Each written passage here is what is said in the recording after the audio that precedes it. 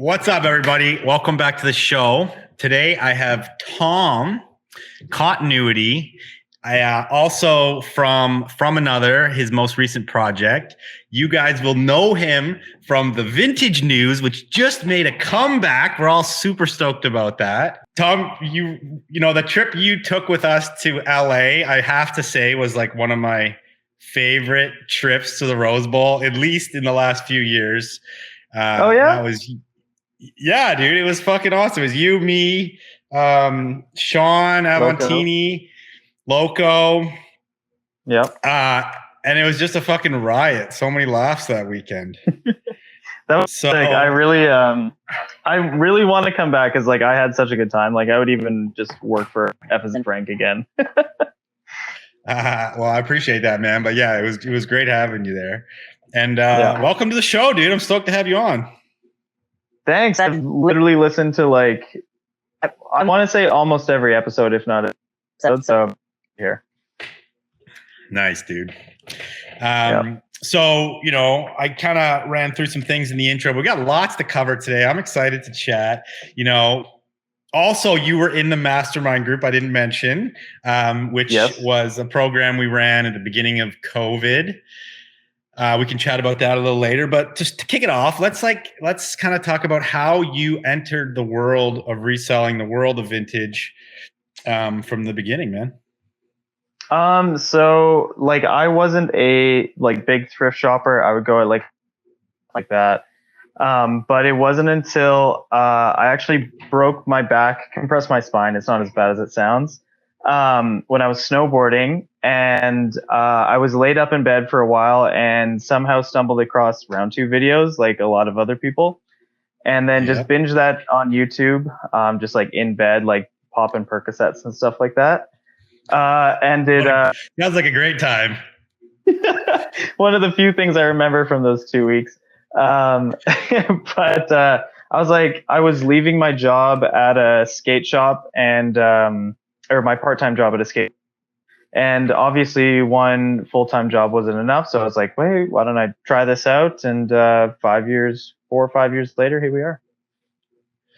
Nice. So we will, you obviously had some other jobs because it was just recently that you finally quit like your career job to sell vintage full-time, right? That's correct. Yeah. So, I guess that's a good place to start, really. What was it like? So what were you doing, first of all? What was your job? So I was an estimator for a home builder. Basically, like I would figure out how much it cost multifamily complexes, and then I would monitor the budget and like kind of go over cost overruns, pretty much like the construction money for Green Builder in Calgary. So I was doing that full time for about 7 or 8 years before I quit this break. How long was it that you knew that eventually you wanted to be doing this full time? I mean, probably like a year, honest with you. Like I really wanted to, like I worked in a skate shop for a while. I was always like pretty obsessed with like fashion and streetwear and all that stuff. So that's why I got a skate shop question. When you were working in the skate shop, this was like what? You said like 7 years at this one job. So you're talking like 8 years ago you were at a skate shop? Yeah, 8 or 9 years ago, and then I worked there for like 6 years, I think. Wow. Okay. So the beginning of when you started the skate shop was like 2005? No. 2011. Okay. So what brands were popping when you were working in the skate shop? Diamond Supply was huge. We're in Alberta, so we sold so much RDS, if you're familiar. Shout out RDS. Yeah, hell yeah. It's like big, like, call it what you want, but it was like rig pigs coming in, like kitting themselves out in RDS.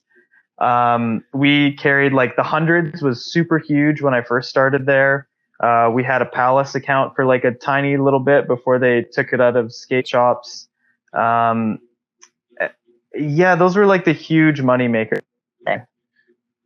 Yeah. RDS is funny because like back in the days, I'm talking like end of the 90s, early 2000s when Slam City was still in Vancouver and Slam City was like going off and it was the big like, international contest that it was. RDS was so popping. It had a crazy team and it was like very core. And then somehow, I don't know when, but it just kind of like morphed into this thing that like Central Canada just fucking loved. Like, that's where all the sales were coming from. Like, you probably can't even find it in many skate shops in the lower mainland. I mean, you probably can, but it's definitely not as popular.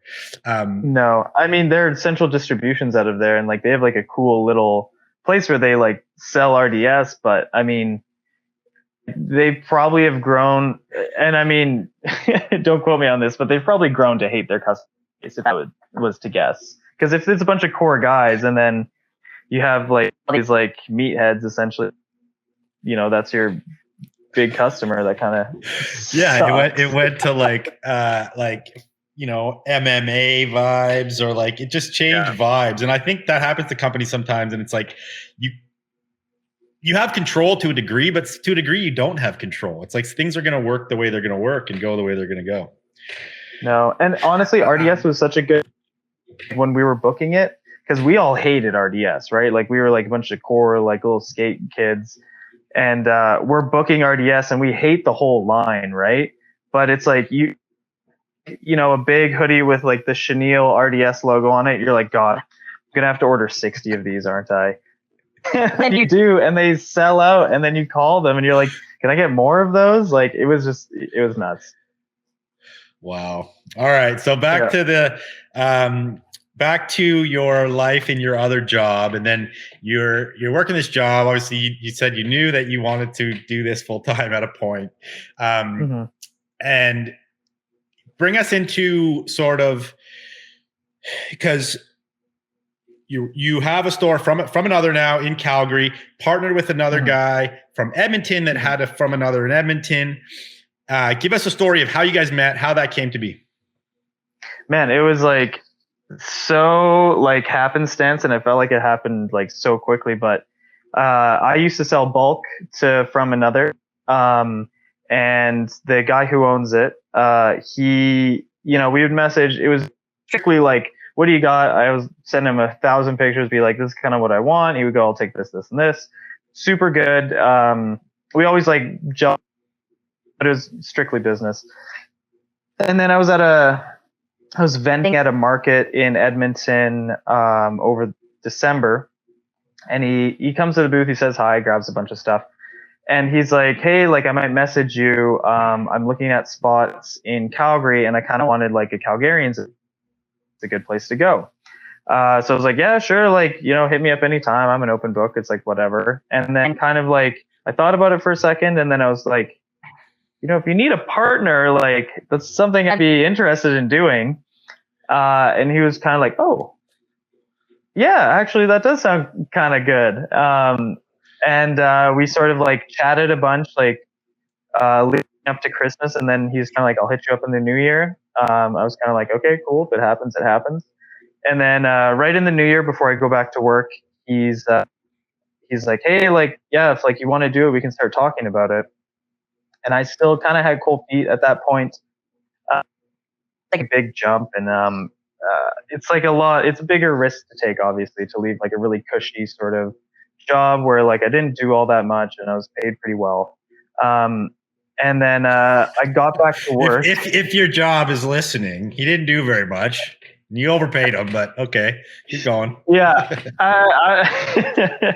No, but I got back in January, and it's just like, I don't know, you come back from holidays and it just sucks. You're just like, oh my God, I'm here again. Like I was like, I can't be here any longer. I can't sit in this office. Like things are just piling up. I'm just like not enjoying this at all. So I was like, yeah, sure, let's do it. And we kind of hashed out the deal back and forth over a few weeks. And then I was like, hey, cool, let's sign. We had a spot picked out already. And I just kind of put in my 2 weeks, and that was that. Okay, so this is the question.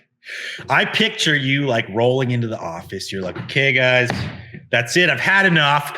Fucking flip the table. Everyone's lunch goes flying. Fucking you. Peace. I'm out. So you can be truth.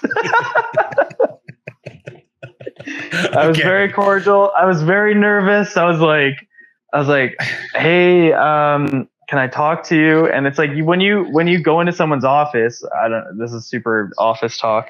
When you go into someone's office and you close the door behind you, pretty serious move. You know what I mean?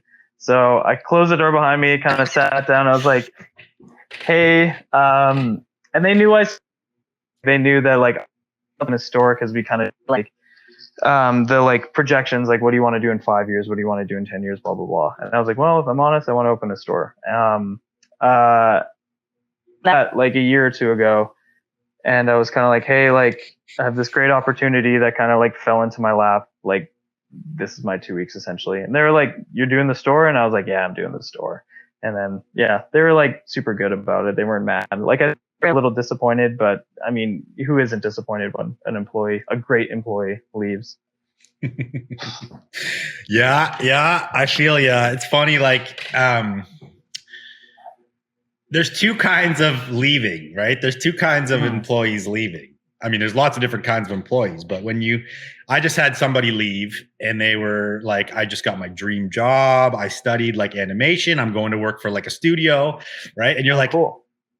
Yeah, you're like, that's great. Good for you. But you're also like, there's nothing I can say. I can pay you everything I have to stay. You're not going to stay because it's like, you studied this. This is your passion. You're going to do that. Right. And that's kind of where you were in the same boat. Like you said. Yeah. But then there's the employee that leaves because they're like, this fucking place sucks. You guys don't know how to run a business.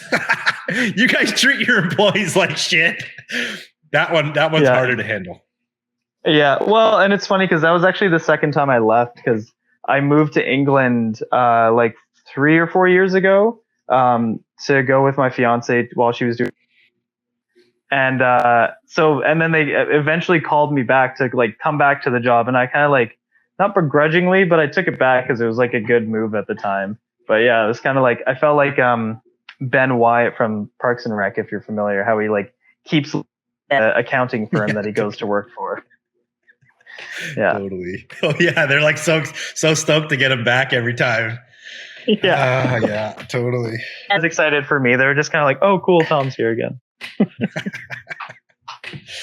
So how's everything been going? Like, you said you signed? Did you guys actually create a contract? Yeah, we wrote out a contract. It was like just with like, because I'm like an employee as well as like a shareholder essentially. And then so we kind of like hashed out how the details work in terms of like, you know, what is profit look like. We're going to try to hide profitability because then we pay less tax. If you're the CRA, stop listening. Just like I love how like, did you actually put that in the contract? CRA, yeah. Okay, that's interesting. So I'm learning here. We don't need to obviously know the details of your partnership because that's private information. But so you say you're an employee and you're also a shareholder. Is it a corporate entity? Yeah, it's a corporate entity. Okay. Yeah. Well, first off, congratulations are in order. I'm super happy for you. I think that's fucking rad. And you know, so first of all, give us the rundown on From Another. Like, you know, I know what it is, but for the listeners, like, what type of vintage store is it? What do you guys sell? What's the vibe? Sneakers, streetwear, and vintage. I'd probably say it's like 30% sneakers, maybe 60% vintage, and then 10% streetwear.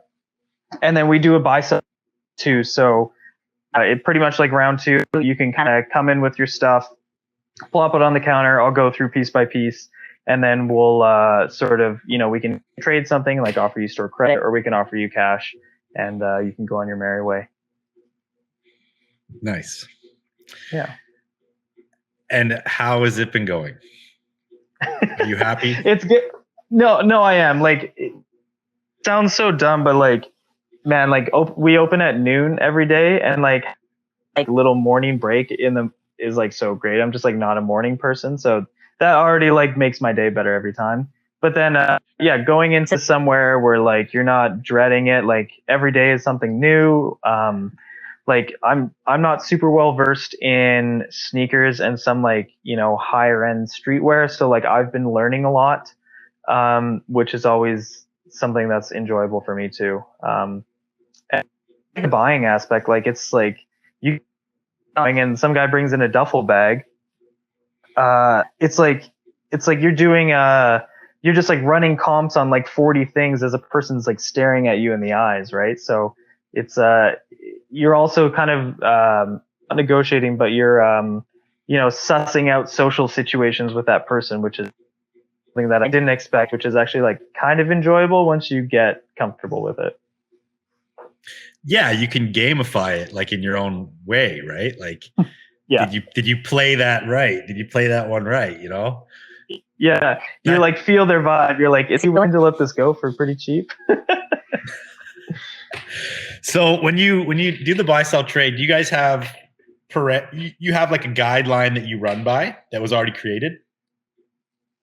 Kind of. There's nothing like in stone. Like the other partner and the manager from the Edmonton store actually like they're really good at it. They've been doing it for Let's like get 4 some years names already. so we can give them the shout out. I'd give them the air horn like the bomb hole, but I don't have one right now. So Keaton is the other partner, and then Dan, shout out Dan, the Edmonton sick guy.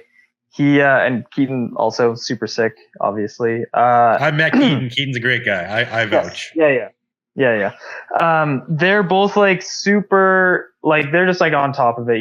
They're not only like they're not running, but they're like have a great handle of the situation every single time. Like, when pairs are fake, when there's stuff that we don't really want that we would normally say that we'd buy, but like, there's all these like different situations that come up. They're both really good at like handling them, and also like basically speed running price comps is another thing that they're both great at. Like you almost get this encyclopedia in your mind of prices you'd pay for certain things, or what we can get more for compared to what the market's at, stuff like that.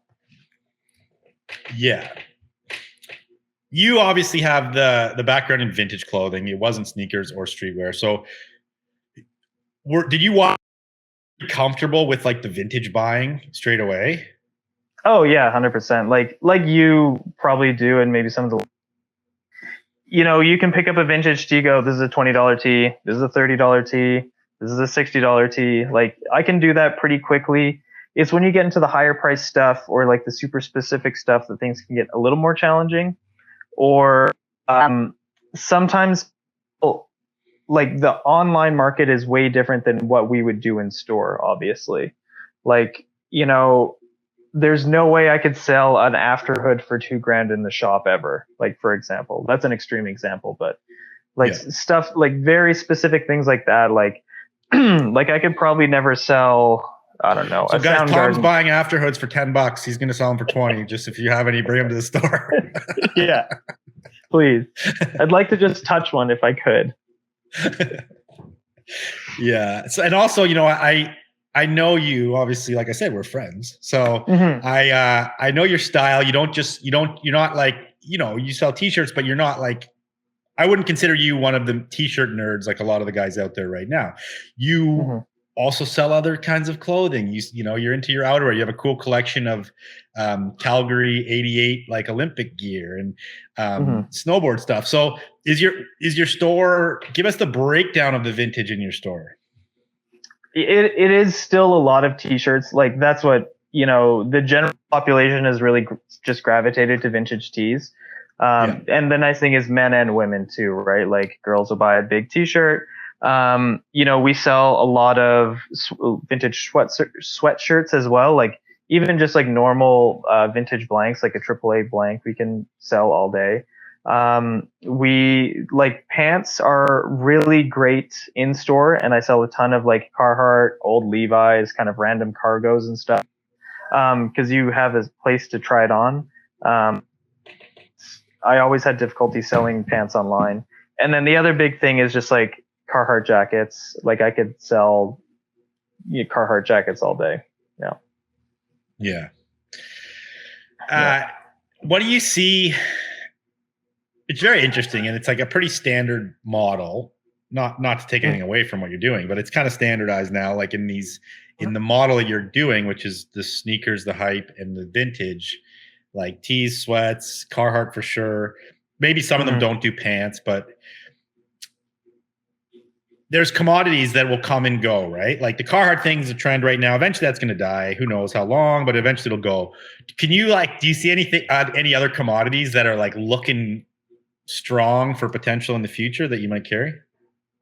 I mean, I've been thinking about getting into leathers again. Maybe even like casual blazers. Because I've been seeing a lot of lots of girls and women are usually ahead of the curve on fashion. We're almost getting into that 80s blazer with rolled up sleeves again. I've been seeing that a bit. So that and like leather trenches and just like leather jackets in general. There's a great store in town, actually, Roadrunner Vintage. Shout out. Air horn. They do that sort of like grungy biker sort of vibe really well. So maybe I won't do leathers, and because they already do it so good, I don't want to try to catch up. But I could definitely like blazers specifically being something that a lot of people are looking. I love when things like blazers come into style because they're actually readily available. You can go get them. Extremely. Knits, like this is like knits, like we're probably a little past that already, but God, I could never sell in the last like 3 years, but all of a sudden, over November to January, like everyone just wants like a nice big, like crazy pattern knit again for some reason. Yeah, totally. Knits are great. Yeah. So back to the shop talk here. Let's talk about like the process of opening your store. This is very interesting to me. Okay, the process of opening store. I think a lot of the listeners will really like vibe and want to know about this. You had never done it before. This was your first brick and mortar, right? Mm-hmm. Obviously, you had the experience of your partner, who had done it before, so he helped you through it. But talk us through like the process of literally start to finish opening your brick and mortar. Things that maybe you didn't think about that were like hurdles or that came up that were maybe annoying or harder than you thought, or like just give us the rundown of how that experience went. Like lots of things that like before you even get into leasing a building or even looking at leasing, you kind of got to figure out like, okay, what am I willing to pay per month on like a spot essentially? Like what do I think is feasible? So you kind of first like have to build a business plan and kind of like set expectations. Like, I think this is about what I could sell per month, which would net me about this much profit, which would leave like payroll and enough for rent. So this is kind of like what I could afford. So you do all that, which was like a whole itself. Luckily, I didn't have to do much of that. So did Keaton do that for you? Did he have one? He sort of had a place in mind already, and like he like based on like the numbers and what we talked about, like we were very comfortable. We ended up renting because it ended up being affordable. Like Keaton sort of figured that all out. Like he was already planning to open a store in Calgary, so he sort of had it kind of all the numbers sort of set in mind. To do any of that, but when I was looking into it myself, that was like, the first big step essentially is understanding, this is the competition, how much am I going to be able to draw in myself, blah, blah, blah, blah, blah. So he figured that all out. This is like, a lot of people probably jump in without really putting it on paper. They'll kind of like run some numbers in their head and go like, yeah, I think this is going to work out. It's very important to like put some numbers on paper and really look at the expenses. There's always going to be more expenses than you anticipate too. So whatever you put on paper, like add a bunch because there's going to be more. And I mean, and then some people like, some people like, if that's like how you want to do it, you can still be successful that way. Like I've seen people, they just jump into it because they're confident and they'll figure it out, and then they do because like you're kind of put up against a wall, so you have no choice, right? Which is another viable way to do things, but I'm not confident and very risk averse, so that is not how I wanted to operate. Yeah, I agree. Like that's how I did it. To be honest, that's how fucking we did it. Yeah. We had no plan in the beginning ever. We just were like, we think this is going to be cool. Let's do this. And then we figured it out. But coming from someone who's been there, done that now, I would say try to be planned a little bit because I had a lot of years that didn't go very good or as good as they could have gone potentially. Right. Yeah. The other thing is like you're in a buy, sell, trade model, right? I wanted to do this before, but are you getting 100% of your stock through the door right now? I would say like 80%. So we're the first buy sell trade in Calgary too. So we've had a huge influx of people bringing stuff in. And do you think that is like an influx that will slow or will continue? Do you think it's going to be sustainable? We'll probably have to eventually like go back to wholesale buying. Wink, wink. But for now, like we're just kind of rocking with it. We were thinking of doing a big wholesale buy just before the summer hits, so because it's going to be crazy busy and we won't have time to go do that. And you always like you would just want to be like have stock on hand ready. If we have too much, that's fine, but you never want to like run out of stuff. You know what I mean? Yeah, you can never realize potential. Yeah.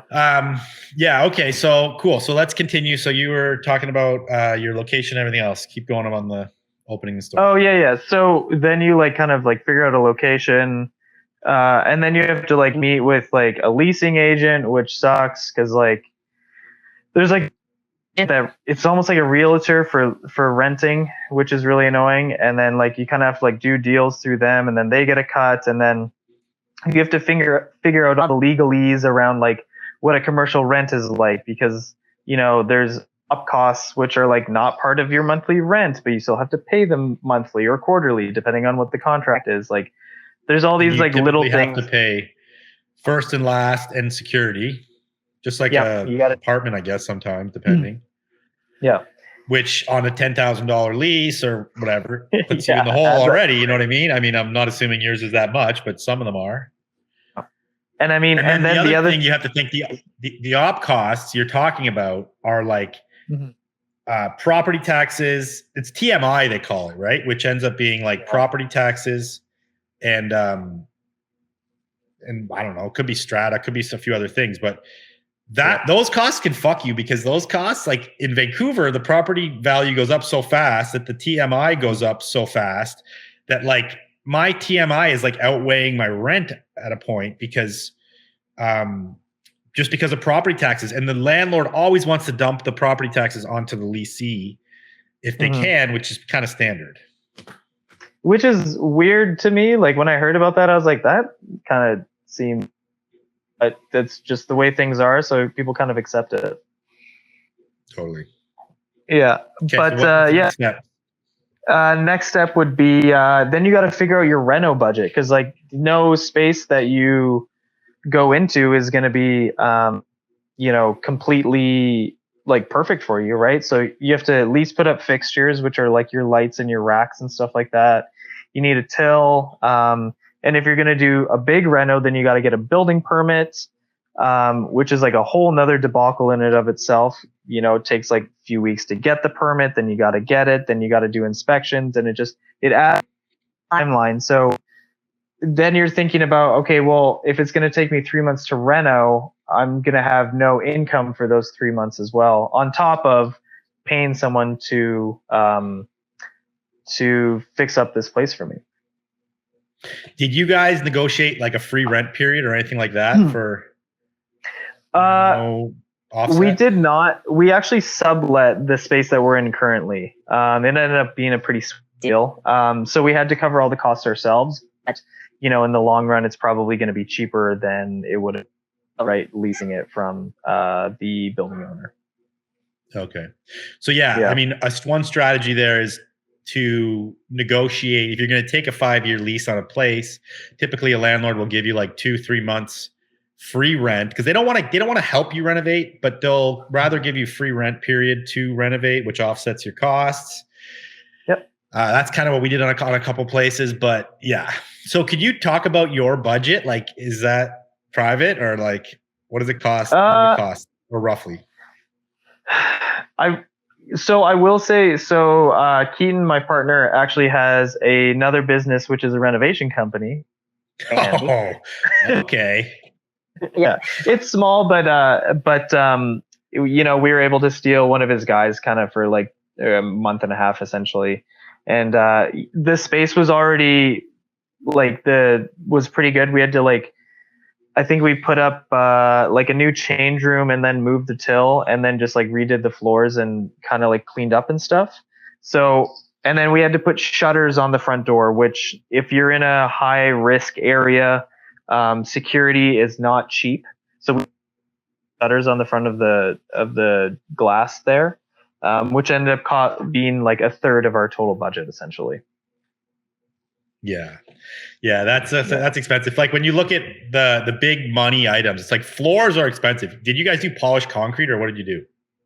No, we just put down a what's the word? It's like a paint that goes on your driveway. Yeah, okay. So like heavy duty paint, Yeah. which is obviously like the cheaper option, but if you're going to put down like a laminate or like a real floor, that could be like minimum like $10 a square foot or like $8 a square foot or something. Yep. Lighting is expensive. Obviously, you said your security gate was expensive. Typically, like fixturing racks is cheap. Your front counter can be relatively cheap, but yeah, things like that. There's definitely some expenses in there. Obviously, I saw you in there working on it yourself. Everyone says that, but I actually didn't do any work in there. Really? I like cleaned up and stuff, but honestly, hands down to like Marshall, Green Door Renos, shout out. He like did all of it pretty much himself. I like cleaned up and like helped him move heavy things, but that was about it. Were you already quit at the time or were you still working? No, I was still working. And then by the time I quit, I was like doing like setting up POS systems and like clean up racks and like hanging things and price tagging things and all that jazz. Okay. So let's continue on. Next steps. You've done a reno now. You're like prepping to open. How was setting up POS? Are you guys barcoding and you guys going like you obviously yeah. Can you talk about like that process? I mean, so with a resale shop, don't quote me on this because it was only told to me. I didn't figure this out myself. But Square, or we run Shopify. Then Shopify doesn't like you using their checkout system if you're a resale shop for some reason because you're not a Nike licensed vendor, something like that. So then we use Square terminals to like take all the money. I don't know if this is like this for you. I've never heard that. That's so weird. So what because this is a interesting topic. Shopify, it's essentially your own website or your POS. It could be either. It could be both combined, right? Mm-hmm. But, there's like this argument around control of your own business. If you're on eBay, you don't control shit. If you're on any of the other reselling platforms, you don't really control shit. You can get kicked off at any second. I've heard people get kicked off Shopify too. Shopify controls you. So even though you think you have your own website or your own control over your business, you kind of don't because they're still subject to all the same licensing shit that all those other websites are. So they can kick you off at any point, really. And we've had items and infringement stuff happen with Shopify over the years, never to a point where we got kicked off or anything. So that kind of makes sense to me, but I've never again, when it's a POS, they don't actually know what you're selling. There's no picture of it there. Or do you take a picture of it? Well, so we use for a website as well. So like all our entire item list is on Shopify essentially. So, you have like Nike shoes and like anything vintage. So like vintage, like Jean Paul Gaultier or something like that. Like that would still exist in Shopify, but the payment is taken through Square. How come you didn't just go with like a Moneris TD merchant thing or something? That I'm not sure of. So this is just like how they ran it, and I wasn't going to ask a ton of questions if I'm honest with you. They were like, "This works," and I was like, "I know how to use Square. This is for me." Yeah. Fair. Yeah. Okay, And I mean, is Moneris? I mean, not to get into the weeds, but are the fees the same on Moneris versus Square? Like in my brain, I'm assuming they're cheaper. That's why I was wondering. But I'd have to look. This is all crap you look at like once and then you forget about, right? You made the decision. You don't think about it again. Yeah, you're like done. And then you get a call from like a bunch of people trying to like resolicit you, and you're like, I don't care. Later. What about the stocking of the shop? So your partner came to see me, like I guess pre-opening, and I did he did a big buy with me, bought a bunch of great vintage, and obviously, was he buying all the stock up in Edmonton to like preload the store?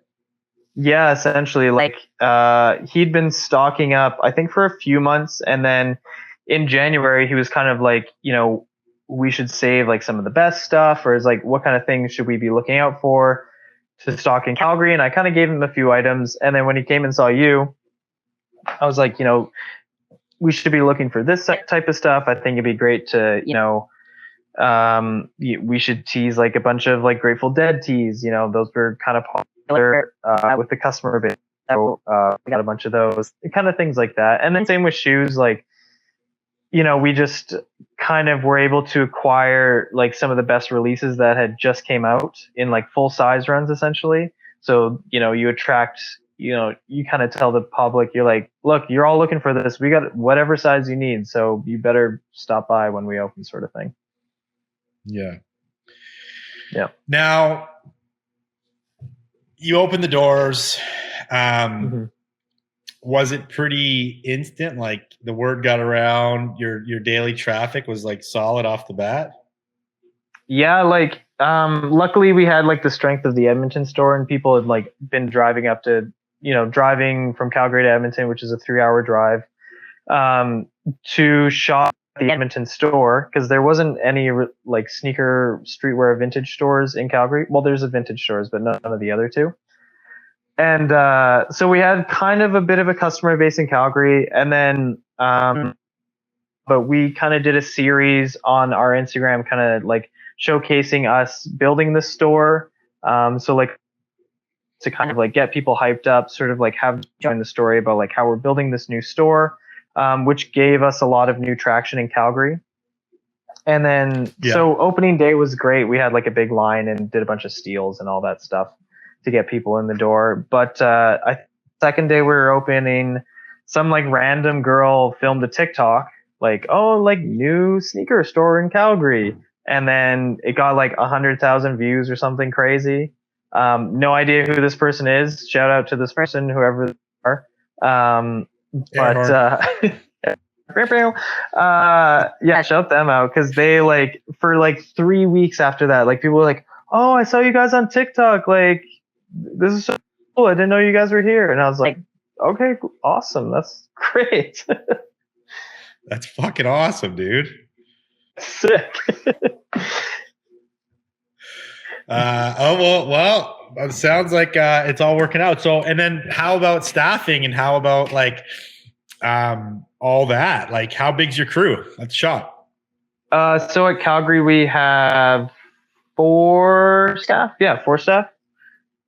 And it's kind of like people that I knew in the vintage community already, sort of younger folk, or younger than me, but just guys who are either, one was kind of full-time reselling, one just graduated or finished school, so he had time, and I was just kind of able to convince them to come work at the store, which was nice, because they're kind of homies. And obviously you're in there like 5 days a week. Is that the vibe?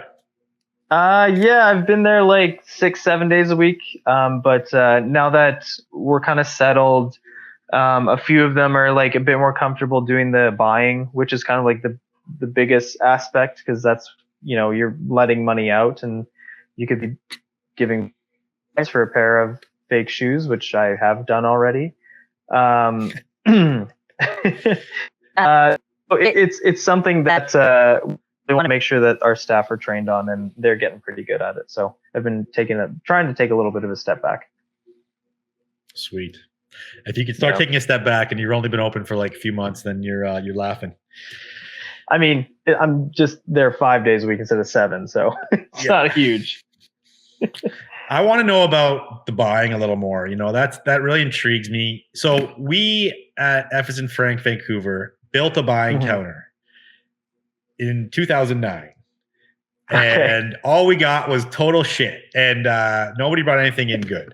So we ended up shutting it down a few years later, and we never really ran it properly. It didn't really pan out for us. My dad has done it over the years, and it's been decently successful, but his stores were more like buying kind of everything. And anyway, and I've talked to other people who do this model, and they, it seems to be good. You're running on like lesser margins potentially, but you're saving so much in like, I mean, maybe you're not, and you're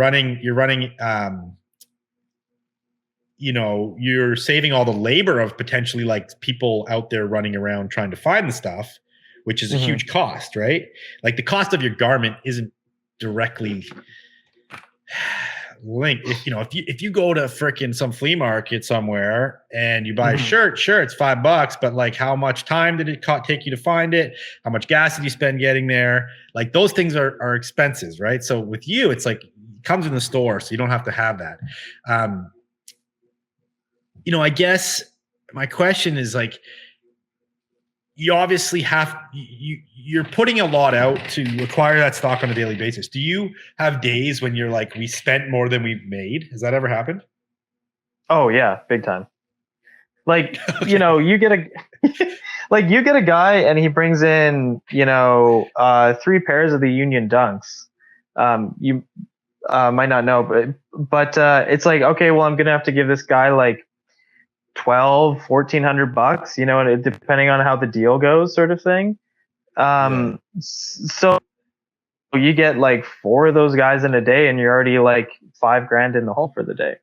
That does happen, and it's not. I try not to. Oh, we had a negative day. You know what I mean? Like I try to think about it like, okay, well, upside on these items that we will make eventually when we have those slow days where maybe we sell, 10 amount that we end up taking in. Yeah. So for sure. Yeah, it does happen, and it kind of it stressed me out at the beginning, but you sort of watch it flow back and forth, and it all like you slowly see that profitable, and it is growing over time. And has the Calgary market been strong enough to basically sell all those high-end items, or do you have to like at some point be like, it's been in the store for 2 months, like we got to go throw it on StockX or something?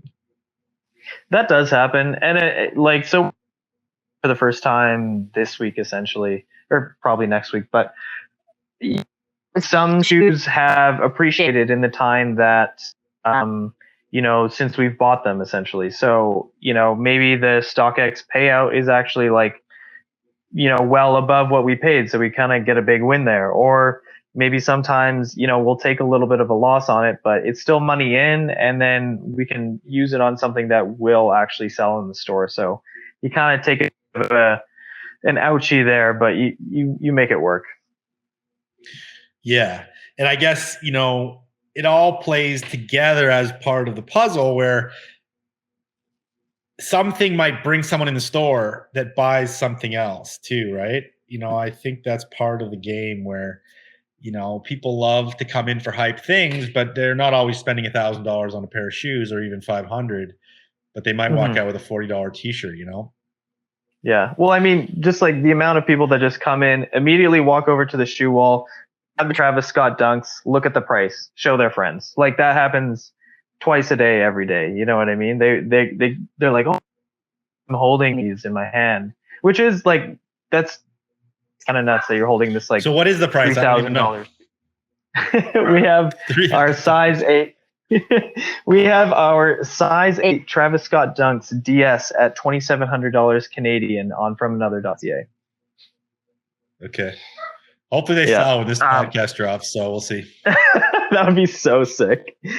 But the other thing I wanted to mention too is we do also offer store credit, so like trade essentially for the items that come in, and that's where you start making better margins because you're kind of I always forget the word, but you know, if someone trades in 3 pairs of shoes for 1 pair of shoes that you're not going to make a ton of money on if you get cash, well, then you're increasing your margins on those 3 pairs of shoes essentially when they actually will sell for cash because they're a low item.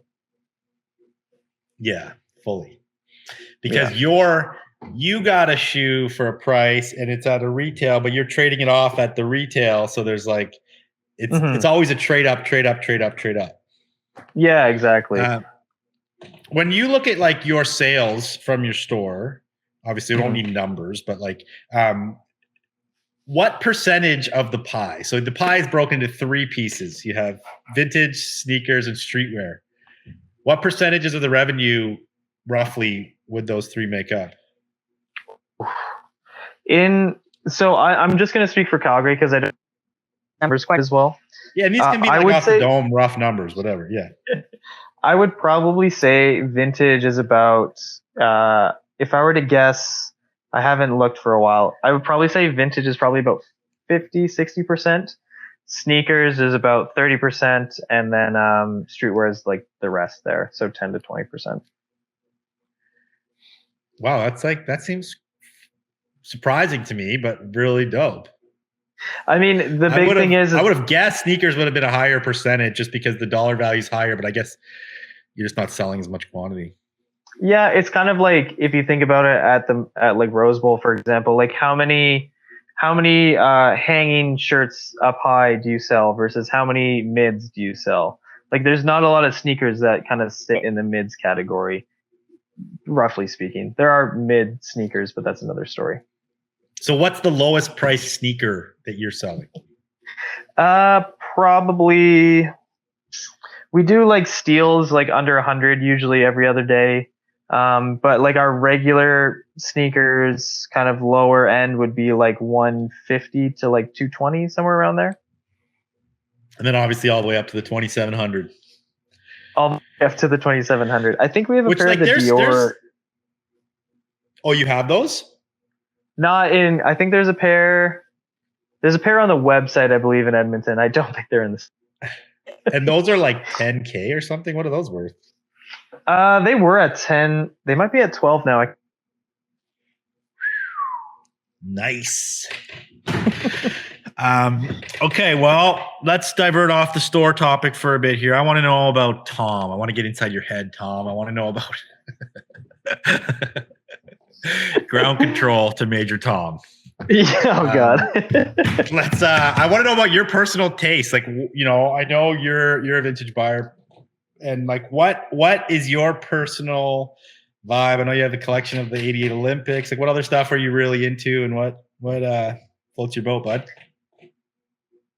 Like, I'm not a crazy collector. If I'm gonna be straight up, I buy like everything I buy, I try to wear, or I buy it to wear essentially. There's the '88 Olympic stuff, which I just buy because it's cheap and it's just cool because it's my hometown and like I don't know, I just vibe with it. I just kind of started collecting it and it's just ballooned from here, so I just keep going with it. But my yeah, I know. But my biggest collection would be like the all over print athletics tees. I've been trying to get one of every NHL team for quite some time. That's my biggest collection. I usually wear a ton of like band tees. Like I have a Blink 182 shirt on, which I have several of those, and a few other like emo bands from my like time as an emo kid. I'm trying to think, just like honestly, it looks cool. I obviously have skate and snowboard stuff too, but Yeah. It's harder to find and it's higher price sometimes. So tell us more about the Bulletin stuff. I get them quite often. They're AOP sports shirts. Canadian. It's a Canadian brand, right? Yeah. Yeah. Do you know much about the company, and like how many actual hockey teams are there to collect? I mean, so they were, man, forgive me because I don't know a ton of the history. I just think the shirts are cool. I don't even like hockey all that much. Like I'm missing the Flames playoff game right now for this, and I'm like not too fussed about it. You know what I mean? Yeah, come on, dude. This is Vintage and Stuff podcast, dude. Yeah, I'm not gonna miss this. No, I believe they were around for like a short bit. I want to say like late 80s all the way up till I think the only licensing I've seen ends at about 94.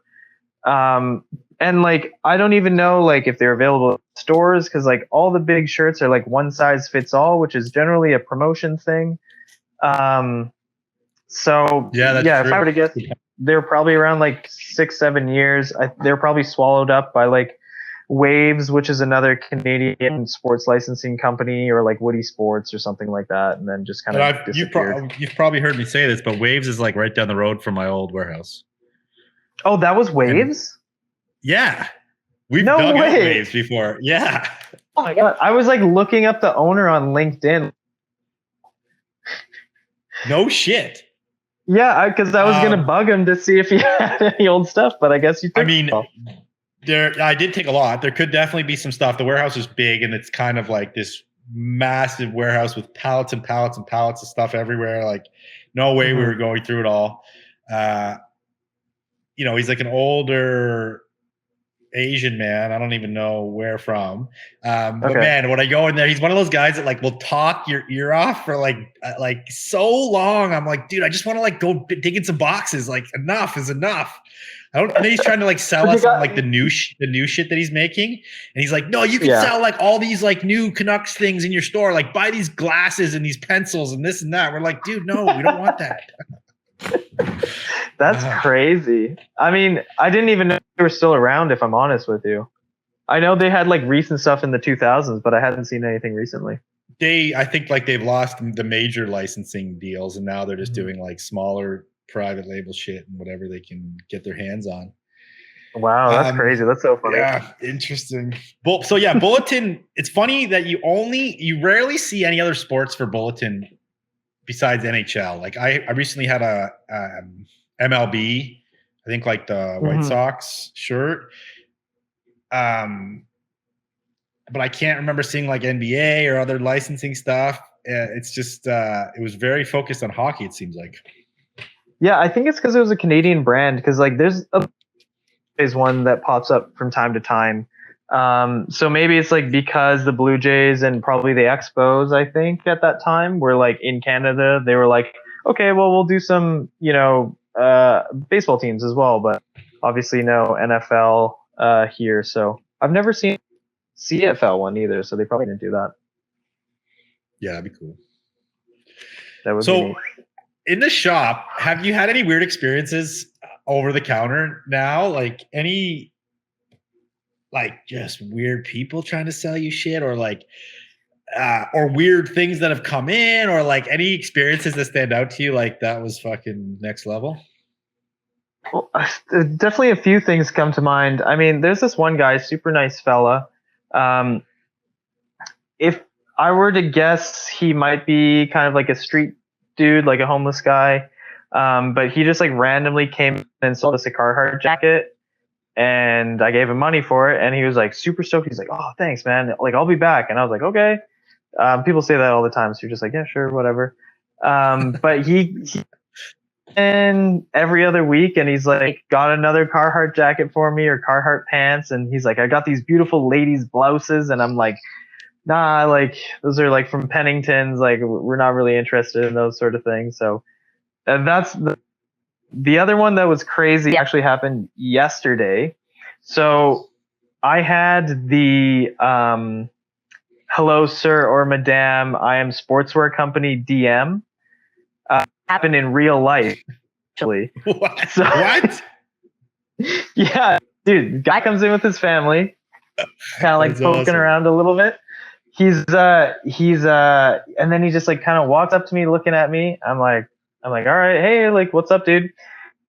It's like slides his phone over. It looks exactly like the picture that they send you of like all the like sportswear. He's like, I can get you sample. I can get you sample. And I was like, what? And he's like, you need more? You want make clothes? Like, I can get you sample. And I was like, oh no, like we just do like secondhand clothing here. And then he just kind of takes his phone and then walks away, kind of rummages through some stuff and just like leaves. It was so weird. The DMs aren't working anymore, so now they're sending agents. There's agents in the field. That's what, like, honestly, he was like, it was so weird. And like, just like, I don't even know, but yeah, that was a that was a strange over the counter experience for sure. Wow, interesting. Yeah. So by the way, stoked that the news is back. Okay. I'm stoked the news is back. Obviously you've been busy and I'm obviously very stoked on your success. Makes me happy. You did mention on the news the latest. By the way, thanks for the shout out too. You gave us the old clothing show got a shout out on the news, and Hogan. Yeah. Hogan's one of the few like lives I would actually watch, like more or less. Yeah. Kirby are so funny, so I like actually am entertained while I watch it instead of like some guy like shirt, $1,000. You know what I mean? Yeah, the lives. It's getting interesting out there, and I have to give Hogan the shout out, which is coming back every other Monday, which will be this Monday, maybe the day this podcast drops. But anyway, every other Monday, Hogan's back Instagram Live. But you talked about this, the kind of the war on live selling on your news episode. And right now there is a war, and there's more than one, but it seems like the two leaders in this battle are Pop Shop Live and Whatnot. Now, let's talk about this. What's your thoughts on this? Like, I'm pretty biased because I haven't looked into Pop Shop much at all. But from first glance, both of them, like, obviously a much better platform for selling. Just in general, like, payments go through it all. They're all automated. Like, all the shipping information is there. Like, it gets sent to, you can run it through ShipStation or whatever their version of that is. That part is great. It's just the thing is, like, you have to get this person to open the app just so that they're shopping, which I think is a bit of a stretch. But I don't know. I'm not the average consumer, so that could be a little different from. But from what I see, it's like I see a lot of people saying that they're, and I don't see a lot of people saying that they're on Pop Shop. So take that what you will, but that's what I've been noticing lately. Yeah, I'm noticing the same thing. And it's funny because if you would have asked me, like, say 6 weeks ago, I would have been like, no, Pop Shop's like the Pop Shop's the leader, the winner, they're taking over. And then all of a sudden there was like this switch and everybody went on to Whatnot. I know Whatnot was sponsoring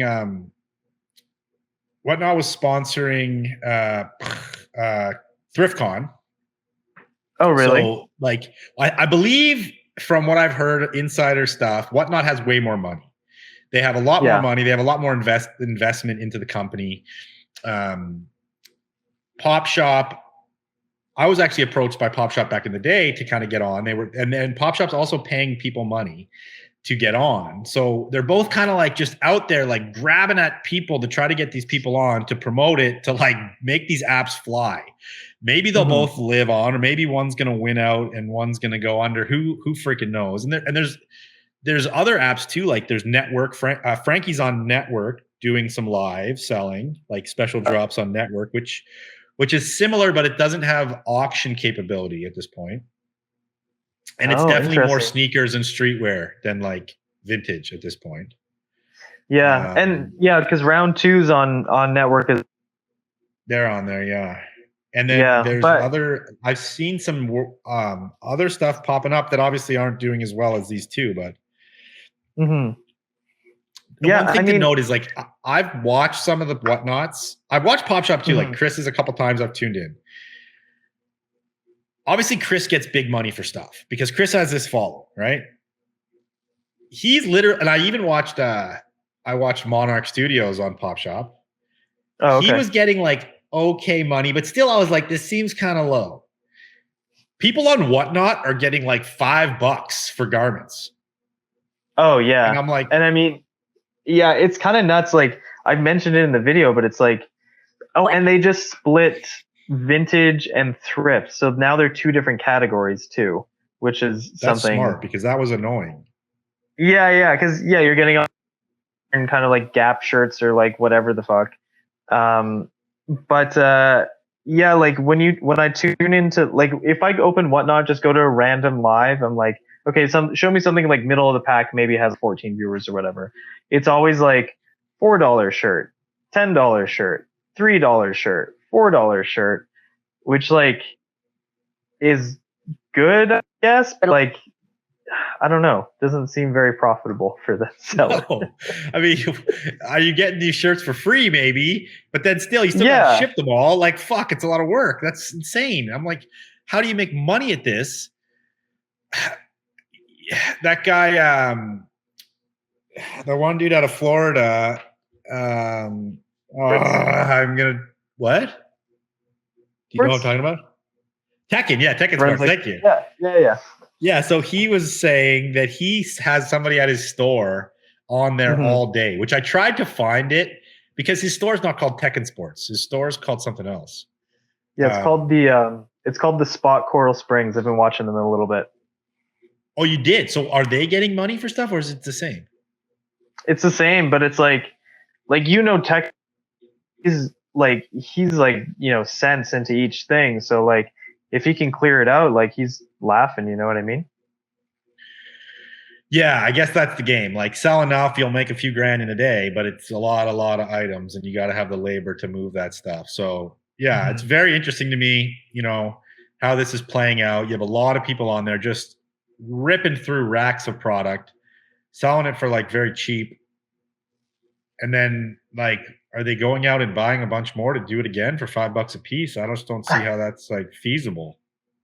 Yeah, you might as well just like negotiate down someone's like $5 pile at every market you see, and then you can throw them all on Whatnot. Yeah, totally. And I wonder if it's like, I mean, the market's obviously down. Like we're down. We're in like a low point, not a low point, but like the fluctuating prices.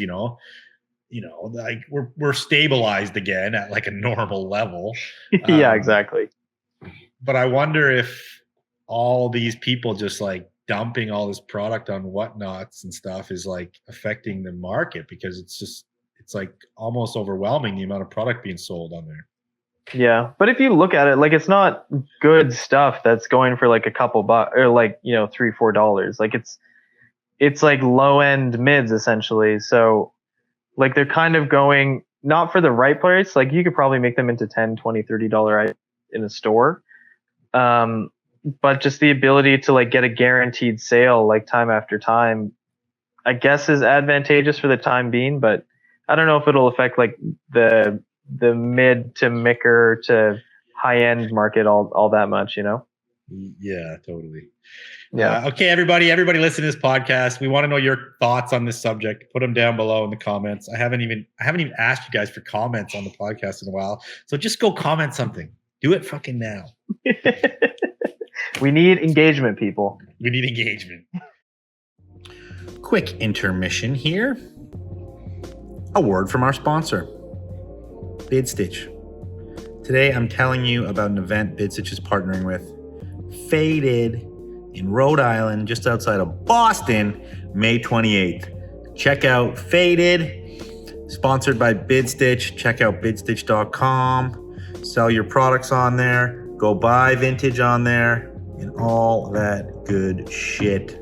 Back to the episode.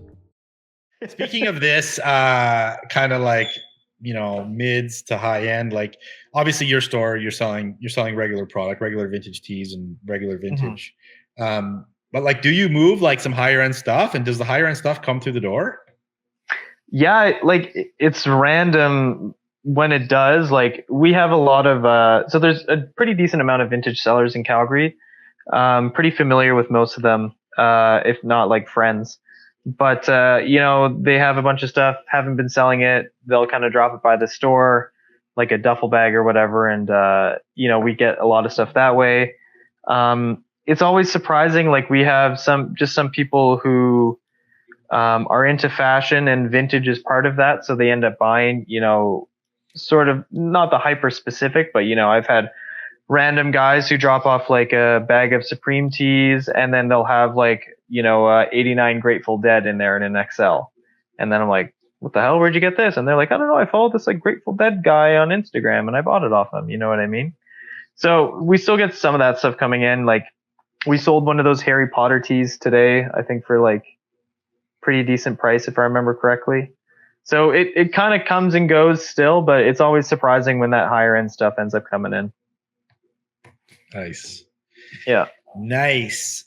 Let's speaking of the sellers in Calgary, let's give the people your guide to vintage shopping in Calgary. Ooh, okay. Obviously drop by From Another. There's First another stop, always, whenever you're first stop. You gotta go spend all your money there, and if you have any left over because it didn't fit, then you can go to the other places. So we're downtown Calgary on 17th Ave, which is kind of like the shopping bars district, essentially. Down the street, a few blocks, another spot called HG Vintage. He has a huge store that's chock full. So if you can't find something at our shop, you can definitely find something there. There's another spot called Newish, which is a bit of like a mintage mall sort of vibe. It's a collective of, I think, 6 to 8 vendors that's usually rotating through. There's a lot of ladies stuff there. Once you're done there, you can go over to Roadrunner Vintage. Good friends of mine who kind of have they have a boho furniture store downstairs, as well as like a sort of leather, sort of like 70s vibe, which is cool. And then across the river, there's another shop that's a collective called La Freak. And it's very like X sort of, all sorts of sizes and shapes, vintage store that has like a very eclectic collection. That if you can't find anything, like if you don't want anything normal, you should definitely go there because they'll have something unique and interesting for you. Oh, and nice. On all the events that happen, obviously. Yeah. And so let's talk about that. You threw an event, right? You've been throwing an event for like what, couple years? Yeah, I think like a year and a half. Like we don't do it a ton. It's called Bloom. But it's just like a little outdoor market that we do. We usually get like, I think our biggest one was about 24 vendors. Vintage, we get artists, we have ceramicists, pretty much anyone that sells cool shit we'll get them to come. We usually have live music and like hot chocolate or food trucks and stuff like that too. But I don't know if Vancouver's this way, but we've probably got, there's got to be 7 or 8 different vintage markets that happen like every weekend essentially these days. Vancouver's weird. It's not like that. At least, we have the Granville Flea. That's obviously the big like hype-ish market. Those guys kill it. Dude, I can't even tell you another market in Vancouver. Like there was that's something so called weird. The East Side Flea that was like more like a boho vibey kind of market, but I don't even know if they're running anymore. And they had like a set place they would do it at. Mm-hmm. And then there's like typical flea markets, but they're not like markets. So Vancouver's ripe. Vancouver's primed. If only there was someone here that ran a very big vintage program or vintage show. Yeah, that's so weird, especially for women's. You'd think like they would have like, man, they can do so well in Van. That's crazy. Yeah, so stay tuned, everybody. We'll see what happens. Damn. Everybody loves to talk about or loves to hear about hype, the most expensive thing you've ever sold. We want to know, Tom. You guys are gonna be very underwhelmed. No, I've had a few of those the Megadeth AOPs. I've had two of them. Those both sold for I think 450 and 550 respectively to Thai buyers, I believe. But my favorite find that was pretty big was I found a 50s or 60s GWG chore coat, actually, that was in like super mint condition. Found it at a thrift store for $7, and I ended up flipping that one for, regrettably, for 350. Ooh, the GWG, eh? Yeah, that was As soon as it was one of those things where you see the notification that it sold on your phone, and you're like, man, fuck, why did I sell that? And then I shipped it off. Have you had any GWG come in the store?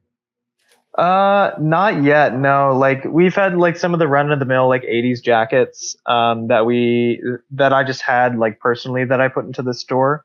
But nothing crazy. There's another guy, another shout out, Wild North Trading Co. He's down in Black Diamond, which is just south of Calgary, but he's kind of like the denim master, I'd say, of Calgary. Like he'd get fine. What's his name? His name is North Trading Co. His name is Cam. Wild North. He's a really nice guy. Okay. Yeah. We also got to give Tim a shout out. Oh, of course. Yeah, Tim, Third Wheel Vintage, good homie. Used to have a store in Calgary.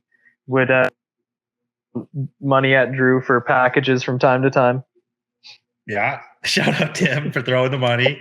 Shout out Tim for being a good guy. And also you'll catch him, I guess, now at some of these events popping up around town. And who knows, maybe he'll make a comeback at some point. Yeah, once he's done renovating. You can catch him, lifting weights in his basement. Trying to go toe to toe with Avantini. So there's a battle out there for who can lift the most in a vintage T-shirt between Avantini and I don't know. And Tim. Didn't Avantini deadlift like 550 the other day? I was very surprised. Yeah. Air horn for Avantini for going ham at the gym. Even though I'll still whoop your ass, son. You got the reach advantage. Yeah, totally. I was shocked. I'm like, damn, he's crushing. So those guys, and Tim's coming for him. Tim's like, I ain't having this. Oh yeah. And I seen he just put up like, I don't know, 450 or 475 or something. So yeah, he's a bit also a beast. I feel like he won't plateau quite at the same level at Avantini, right? Time will tell. Yeah, so if you want to talk about, watch it progress, then you can like give us updates on the news as things happen. Yeah. Okay, I want to talk about being a boss. So, it's something I talk about all the time. I talk about a lot of different people. What's it like so far for you? Hiring, managing your staff, any issues coming up, and like, give us a vibe. It's been pretty good so far.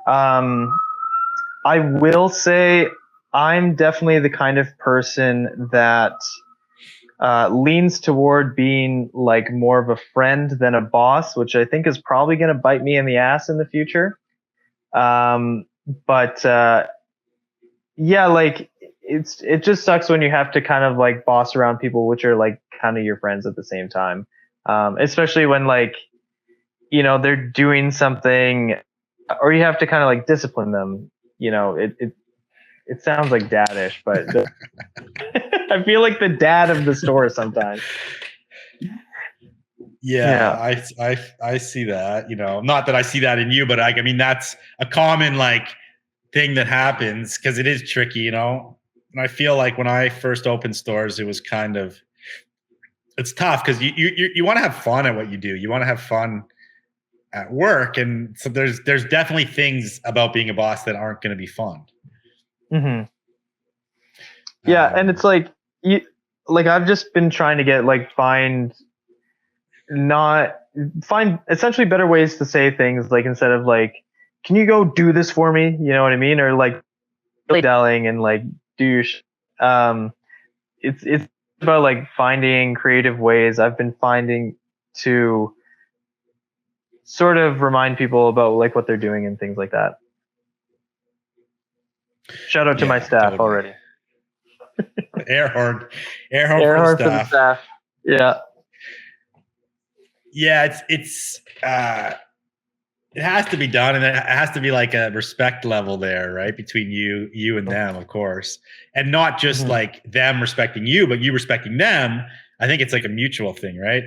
And then trust as well, like trust that they'll handle what they have to handle, which could be like stocking the shelves or pricing whatever. And like, obviously you want to be able to count on them for that, and then there's things that they need to be able to count on you for, which is like paying them for one thing. That's important. We already had one of those mishaps, yeah. But then also like, other things, like if you say you're going to do something for the staff or you're going to say something's going to happen, like that trust, it goes both ways, right? And I think that's like, I'm not saying this happens with you, but this is just my experience. Like, and it's happened with me in the past where I realized that I was dropping the ball a lot on like maybe not following through with things that I said I was going to do, but then I'm expecting them all to follow through with what they're telling me. So it doesn't work essentially because the trust is gone. So I think building trust is like hella important. Yeah, I think so, and I do have issues with romantic to do things, which sounds so basic and silly, but I just get hyper focused, and I'm on a task, and then something else, I didn't finish that other task, and sometimes that original is something that I promised I would do for the staff. Like, I'll do this, you go do that, and then they come back and they're kind of like, what the fuck? Like, I just work super hard. Like, what are you doing? So yeah, 100% something I need to already work on. So sorry to my staff. Yeah, I think it's pretty common, man. It's something that not a lot of people think about. Like, so too many people, from my experience, and I was there previously, but we bosses can expect like the staff works for me. They're supposed to do whatever I say. This is how it goes. And they lead with like this fear. Again, not saying this is how you run the shit, but this is typical of like human nature. We lead with fear, or like, I'm paying you. You should just do what I say. I don't have to do shit. I'm not accountable to you. But in reality, if you want a functioning workplace and you want things to be, you want to live in that happy scenario and have a good culture, you have to be accountable just as much as they do. And I've definitely learned that one the hard way. And I lean a bit too much towards that side of things, where it's like they go to take out the garbage and I'm like, oh no, I'll take out the garbage. Like, I should be doing that too. And I have to understand, like, it's okay if like, you don't take out the garbage because you're the boss, and like, it's okay if the staff do that and you never do that. Like, that can be okay. Totally. Yeah. I feel that. And I feel like a lot that happens a ton because we kind of like, there's managing and then there's doing. A lot of times management thinks they're managing, but all they're doing is doing everyone's shit. They're like, I'm working so hard. I'm running this place so well. You're like, you're not really. You're just like doing the stuff, but your team isn't doing the stuff. Yeah. So it's like, you're not really even managing. You're just like doing all the work. And then there's this entitlement, or like, I don't know if entitlement's the right word, but like, sense of accomplishment or sense of like entitlement, kind of, where you're like, I work so hard. You should pay me more. You should praise me more, or whatever it is. But yet the job isn't to do more. The job is to manage more or manage better. Right. So it's kind of like, it's interesting. And that ends up being a habit. Like, I've been there, and I know I've had management that goes that way a lot. Yeah. Yeah, and you're managing managers at this point, which that must be incredibly difficult. I mean, Yeah, for sure. I enjoy it now because I've like kind of figured it out and we're at a happy place with it. But it's the same thing. Like I can't do their job; they need to do their job, and then they need to have their staff do their job, right? So, yeah, managing the managers. So There's good times. is sorting like the biggest? I don't want to put this in a rude way, but sorting would be the most like grunt-esque work that you would do these days, eh? Yes, for sure. So I do a lot of Yeah. sorting. I But still that's kind of go. like the fun part. I still do picking when I'm on trips, and I still do like a couple days here and there and go buy from suppliers. But yes, grunt work, definitely sorting. I do a lot of like back end grunt work, which isn't like physical labor, but it's like tedious bullshit, like website stuff and different things like that. And then I find myself in a shitload of meetings. Like I don't miss meetings. I can tell you that much. Yeah. Yeah. Some meetings are great. There's like creative meetings when you're like you get to like have fun and just like come up with cool ideas and shit like that. And then there's meetings that aren't fun sometimes that are like, you know, when you have to have the hard talks or the annoying talks and Right. Yeah. those ones are trickier. We had an impromptu meeting, I think it was last week. Just like all my staff ended up being in, save for one person at the end of the night when we were just kind of closing down, because they talked to me about like how our parking kind of sucked, and they had a very good point. But then it ended up turning into like this creative meeting about like, well, I think this is what we should do for the store, and I think this is what we should do for the store, and I think this should go here instead. And for like an hour and a half, just like bullshitting about what we should do inside there.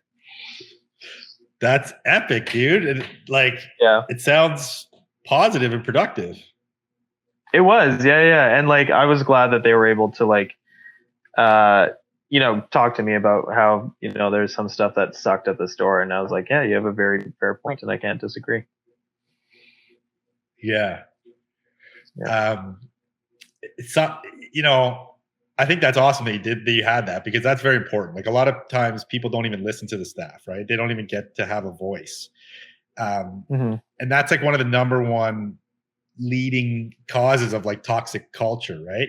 When you look at like a healthy culture of a business, being heard is like a huge thing, and having a voice within a company, no matter if those ideas are used, but the input, being able to just give the input is massive, right? So yeah, dude, I think that's fucking rad. There's something unexpected right now.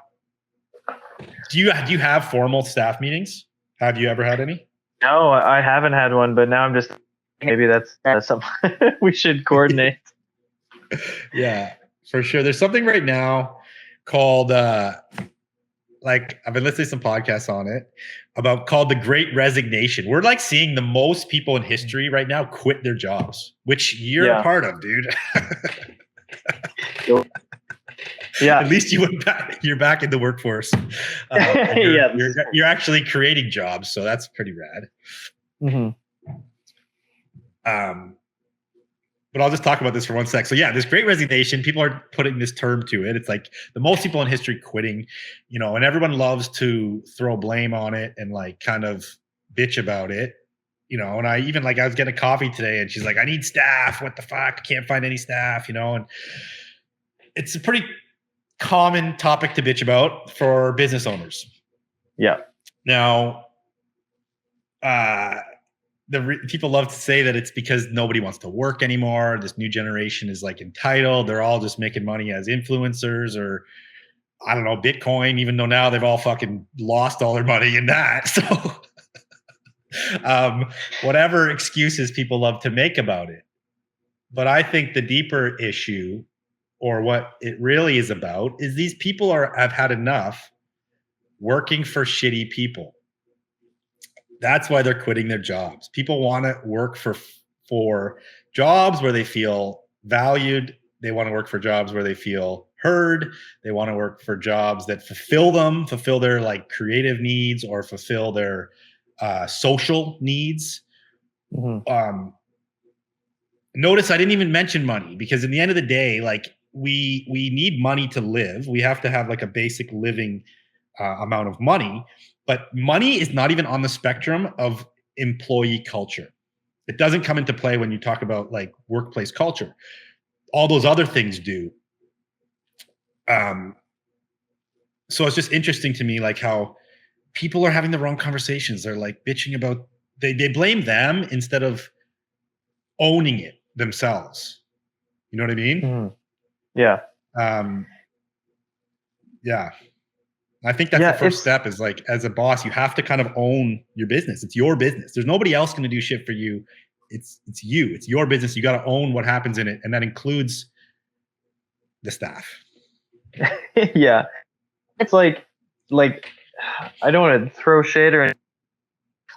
I didn't vibe with any of the people that I worked with in my day job, and I know like fine, but like if I had like a few homies that worked there, it would have made everything so much better.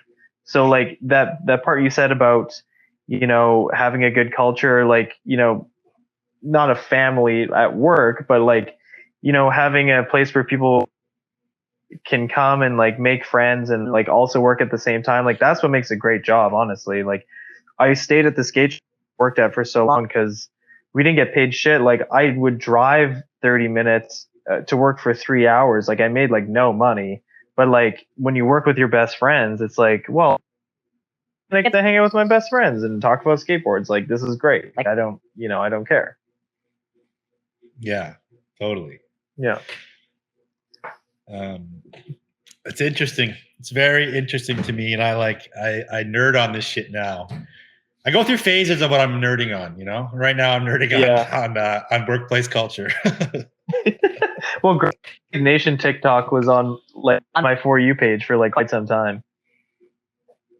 What's that? I don't even know if I've seen that. Well, I don't know if that's but it's just like I was not liking my job, and then I kept getting watch them, but like people hating their job. So like it just kept feeding me Okay. like It's more like, yeah. videos of people like being like, "This is a great resignation, and this is why we're all leaving." And I was like, "Yeah, we should all leave." And then I did. Oh, that's fucking sweet. Yeah. Okay, last topic I want to jump into here is the group, dude. And it's kind of like been a long time since we had that group. Geez, it's like 2 years now. It started at the beginning of the pandemic. Is that right? Pretty much like a month into the pandemic or something. I think so. Yeah. Yeah. So we're like just over 2 years since we had the group. So the group was the Vintage Mastermind group that I put together. We had like 40 people probably sign up, but then in the end, it really was like 15 to 20 people that were like dedicated to like actually showing up for the meetings and kind of doing the work. So yeah, like do you want to like kind of describe like what we did in the group and like in your memory? Yeah, like so it was a mastermind group, which was like I don't the definition, but it's just like kind of like a bunch of business owners that get together and sort of like work out their problems in kind of like an open forum, talk about different strategies for their business, blah blah blah. But like my recollection of it was we were just kind of like all a bunch of like vintage and clothing resellers that kind of got share like strategies on how to sell, like on different ideas on like I don't know, just different aspects of the business essentially. And then I think we had like weekly or monthly challenges or something like that where we had to like think different or create a business plan or like that. Yeah, totally.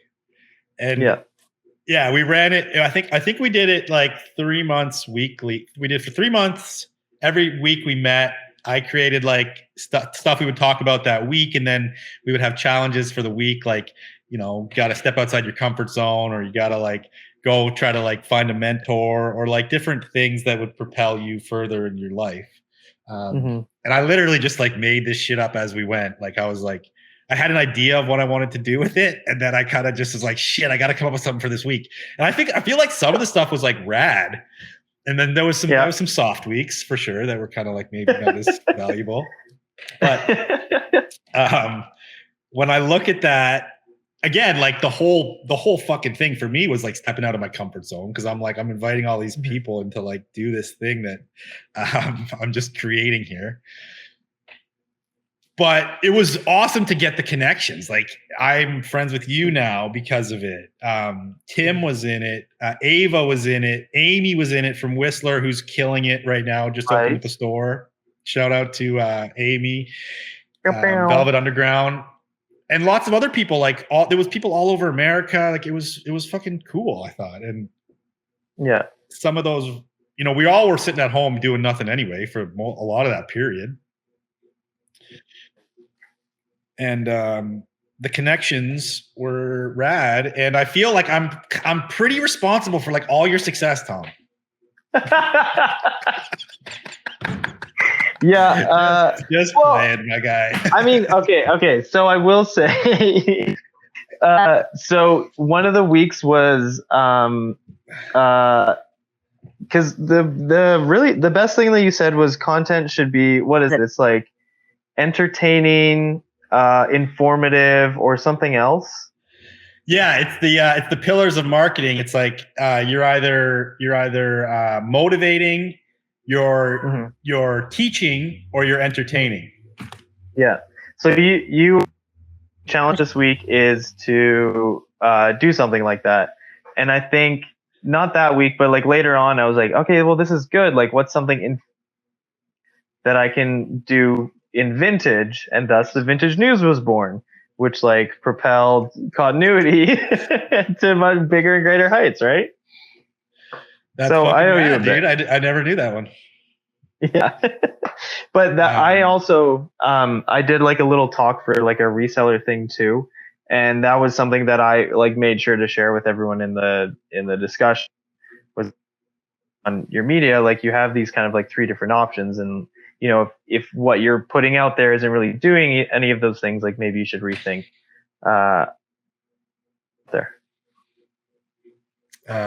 Very cool. Very cool. I love to like hear when those tidbits like resonate with people, and that's a super important one. And I think when you start to put what you're doing through those lenses, it changes, right? Because now you're okay. Like, why is someone going to fuck with what I'm doing here? Like, what's the value? It's got to be value, and those things give value, right?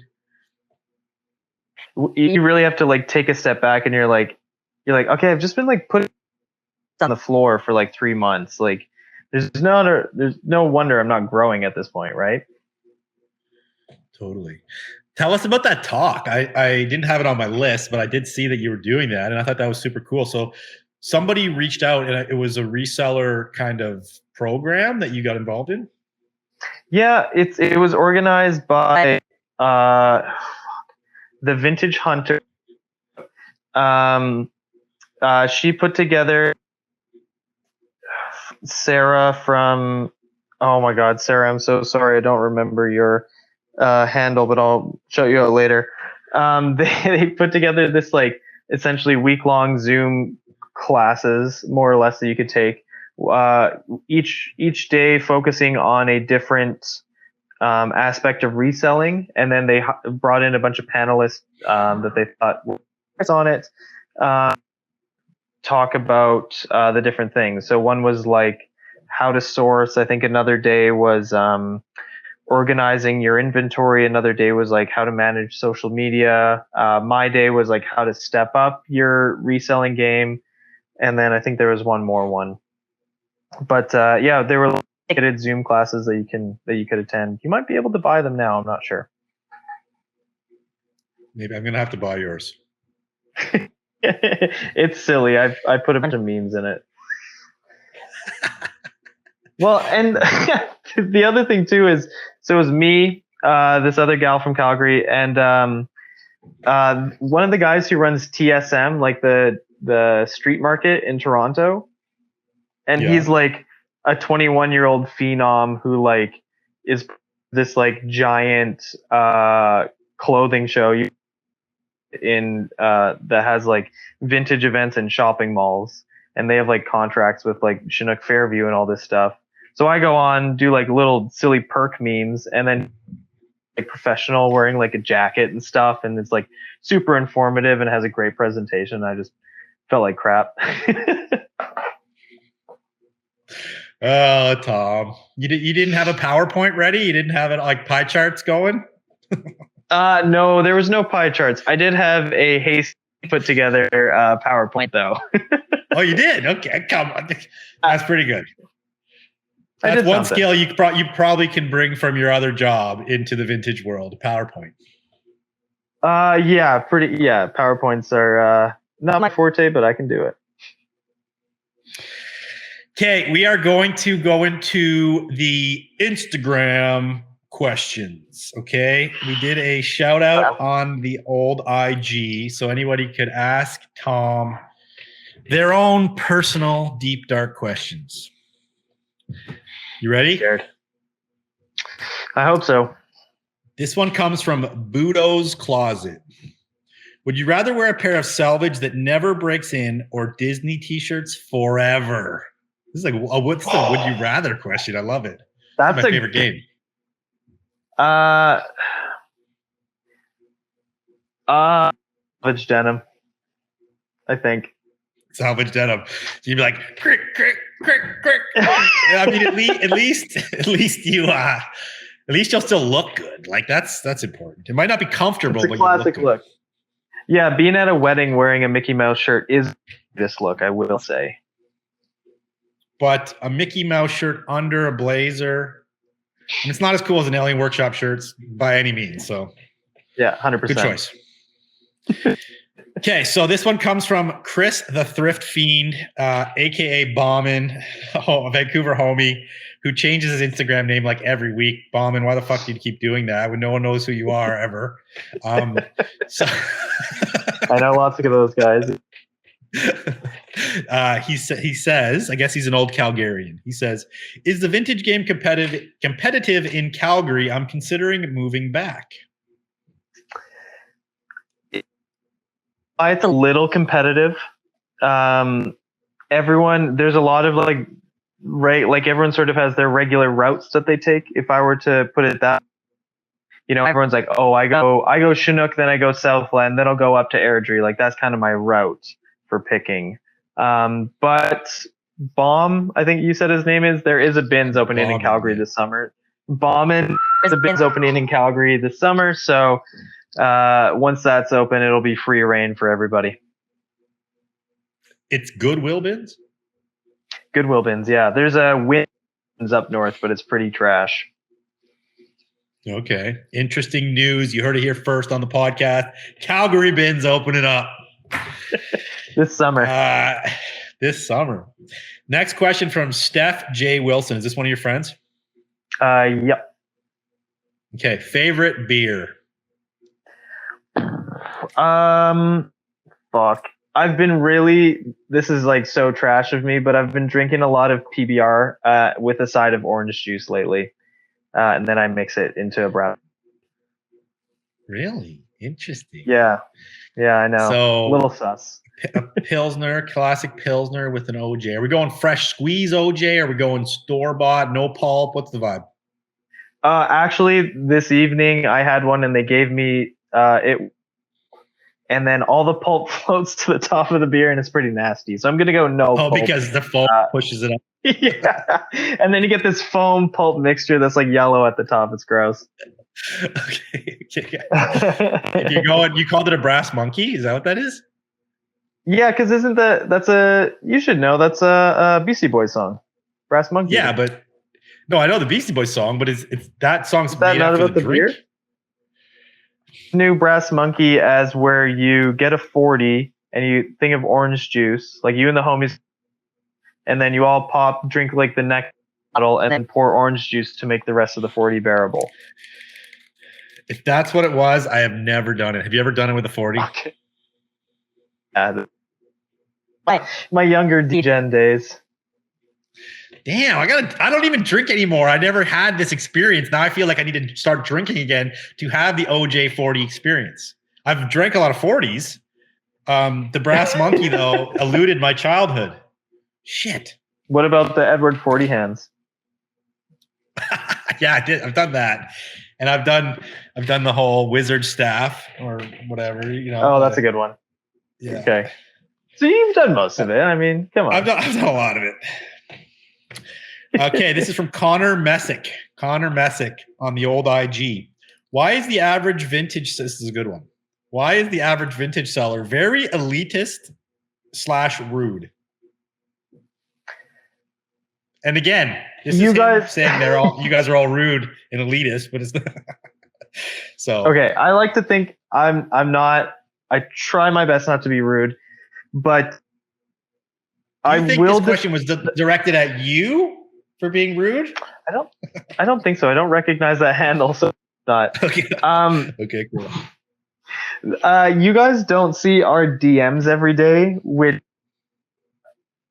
like, if you saw the amount of like inane stuff we have to deal with from time to time, it can be a little grating, which leads you to be a little jaded and rude. So I will defend some IG sellers for a reason. Shout out used to post like him telling people to go to his website like every day, which like would make me laugh. Because they're just like, how much is this? Can I buy that? Can I do this? And you're like, dude, and he would just like, go to my website. Yeah. All day, every day, he would just post those screenshots. So it can be super frustrating. I get the idea that there's a limited amount of stuff, which there is, but it can make people a little gatekeepy from time to time. Because if they're feeding their family by selling vintage, more and more sellers coming in can make you believe that it's going to diminish your salary essentially and make you struggle a little harder to feed your family. It would be difficult. True. This is a funny subject, elitist and rude. So at the office, before Sean quit, before I moved my warehouses, I was like, okay, guys, today I'm just going to like crush them with kindness in the DMs, right? I was like, I'm going to go stupid hard. I'm going to go like, and if I did this to you guys, a couple people, I don't know, no one would even know. But so what I would do is like, I would sell a few things on Instagram every day, post a few things, and then I'd get a DM about it. And I would I would go to their profile. I would go to the profile, like look at who they are, be like, and then I would like compliment them on like some shit. Right? I'd be like, yo, I love that fucking car you have. That's sick. Like I always wanted one of those. Straight up, like open like a rapport with the person. I swear to God, my sales that day were fucked. Like I had like a 99% sell-through rate on everything I posted because I was like crushing them in the DMs. Okay. So I will say that I'm not always like that. A lot of times I'm like fucking busy. And I'm like giving one word answers bullshit because I'm like, I'm enough with this, right? But it's like you can make the choice to go that route and be like, again, it's like there's a lot of ego at play. Plays a lot of role in our lives in general, right? It's very out there, and you can like start to acknowledge when you're like making a decision or a move through ego, right? And it's like, is it more important to have your ego fulfilled, or is it more important for you to make the money? When you like look at it that way, you're like, fuck, what's going to get me to my goal here? It's probably by crushing them with kindness in the DMs. Anyway, that's my sense on it. But I mean, the time or strength to do that all day. No, it depends, like your business model and what you're up to, for sure. But again, if it's like, if someone's asking you about a $500 shirt and you're just going to send back like a quick, like $500 thing, or are you going to like type out 3 more sentences that are probably going to get you to your fucking sale? It's probably worth it. I don't know. This is the most hard hitting question of the night. Okay. You ready for this? Okay. This comes from cool. Oh no, this is from Anthony. Okay, this is cool. What age did Tom develop clothing brand awareness? Clothing brand awareness, Tom. What age? Ooh. I'm gonna take this seriously, even though I know Anthony's messing around. I will say probably like I think grade 8. I started dressing myself, and that's when I was like, okay, I'm aware. I have clothing brand awareness at this point. I'm gonna buy fallen shoes and skinny jeans. Nice. Okay, I need some pictures, Tom. We're putting that up on the screen during the podcast. You in the skinny jeans, please. Oh my god. That's funny. It's like I have kids now, so there comes a time when self-consciousness kicks in, like when you go from being like just pure like fucking wild and crazy kid to like then like worrying about what people think. Yeah. And it's kind of sad in a way, but I guess it hits people differently, right? I mean, my kids are pretty chill about it so far, but yeah, it's interesting when that like kicks in for people and like how seriously we take it, or yeah. And even I bet if you looked at your kids' class, like you could tell, which of them have brand awareness at this point. You know what I mean? For sure. Yeah. Tom, so is there anything else you want to quickly chat about or give shout outs? This is the time. We're nearing the end. I will say I'm so sad Avantini isn't around. You guys were like the dynamic father-son duo. It was so funny. Okay. I was thinking about Avantini today. I was drinking my coffee, Sean. I was missing you, man. A tear welled up, Sean. But I was like, dude, you got to come up for just a fun day. We'll just spend the whole day fucking around. It honestly probably helped your productivity, if we're honest. It definitely made things fun and light. Not gonna lie, it was good times. It was good times with Avantini. Yeah. He still worked for the company, and like there's still opportunities for Sean in the company. So he's around. I just don't see him as much, and we'll get together soon. Make magic.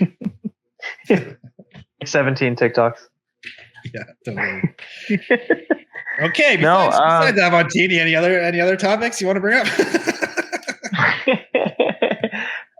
No, I think that's everything. I won't keep you much longer, but shout out all my Calgary sellers. You guys know who you are. I wanted to issue a challenge. I thought of a challenge because I know you used to do that wicked, sometimes. Dude. I love it. Let's go. Okay. My challenge, I want to start a mastermind group because when you're talking that last Tilly, from Tilly? Yeah, Tilly, when she was talking about her mastermind group, I was like, damn, that sounds sick. Like I could use that. So I want to start one, but easier challenge. If you don't have one already, start a group chat with your vintage homies. We have one for the Alberta boys.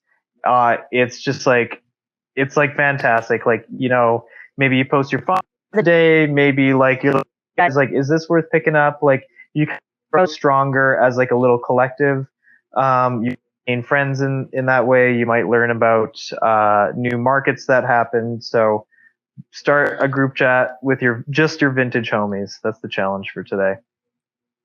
That's sick, dude.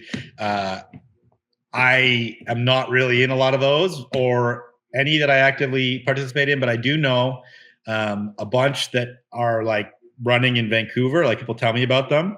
And like apparently, there's nobody, you can't like talk to your homie who works at McDonald's and expect him to like relate to you in your business. We work in a very unique business. You want to have a crew that you can talk about the weird and unusual things that vintage sellers get up to, the weird challenges we have, and have people to bounce it off. It's invaluable. So I agree. Yeah, 100%. Like the homie Lane, shout out Bite Vintage, found like crazy Jurassic Park AOP at the thrift yesterday, sent it to the group chat. you just get everyone's like, yo, congrats, like that's crazy. Everyone feels good. It's just a great time. Nice. Yeah. Any other shout outs? Shout out to From Another Crew. Obviously, we already gave them a shout out. Yeah. To your Shout out partner. to fromanother.ca. Follow us or visit the website and buy stuff. Shout out gem.app. If you guys aren't using that already, it's the best way to find comps for vintage or just find what you're looking for to buy. Found bulletin AOPs that way, so check it out. Nice. Okay, we'll end it there. Thanks again, Tom. Cool. Thanks for having me on, Drew. Appreciate it. Yo, everybody. Thank you guys for tuning in. Much love as always. Sorry about the glitches in this episode. Tom, buy a new computer. Your computer sucks. Sorry, dude. But everyone has to suffer because of it. We were able to salvage the episode even though it didn't record properly. But hope you enjoyed it. I thought it was a wicked episode. I had a great time chatting with my good friend, Tom. If you guys want to support the show, all you got to do is go join the Patreon. But I actually have an even easier way for you to support the show right now. Patreon is a big commitment. You got to sign up month to month. You get that bonus content, but it's still a big commitment. So you know what's not a big commitment? Using my Amazon link. I am not an advocate for Amazon, but I know a ton of you guys are going to use it anyway. So if you're going to use it anyway, go copy and paste my link, bookmark it, give it to your girlfriend, your husband, whatever. And you're going to buy shit anyway. And then once in a while, I get a check in the mail. It's super helpful for me. I appreciate it a lot. And yeah, go shop F as in Frank. Tune into the next episode. Not sure who it's going to be yet, but it's going to be a good one. See you guys later.